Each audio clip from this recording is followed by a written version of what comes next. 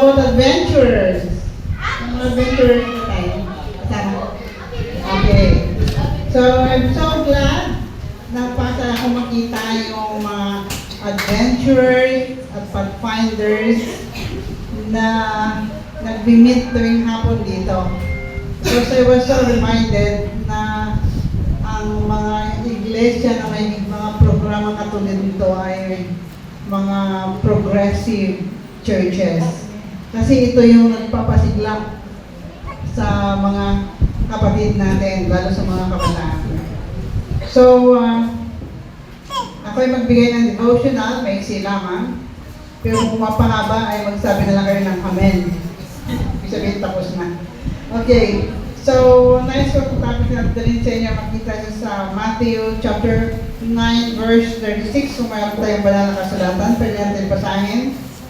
It says here in English, "But when he saw the multitude, he was moved with compassion on them, because they fainted and were scattered abroad as sheep, having no shepherd." Shall we pray? Father in heaven, maraming salamat sa aming pag-aralan ngayon.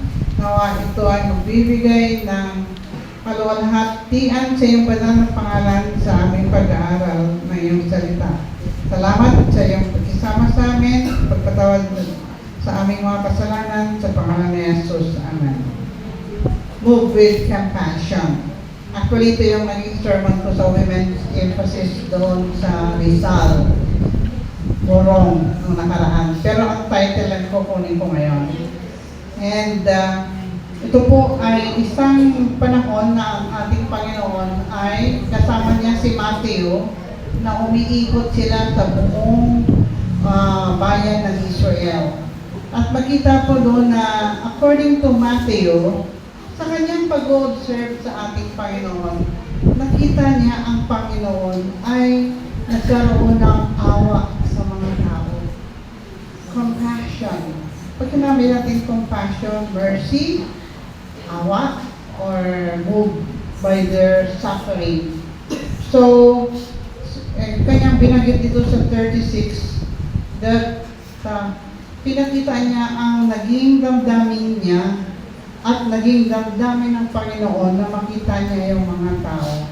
That's why sa buong 3.5 year na ministry ng ating Panginoon, ang ginawa niya ay wala siyang ginawa kundi umikot, pumunta sa mga palengke, sa bayan, pumunta sa mga sinagoga upang ipadama sa mga tao yung compassion. Gaano ba malaki ang awa o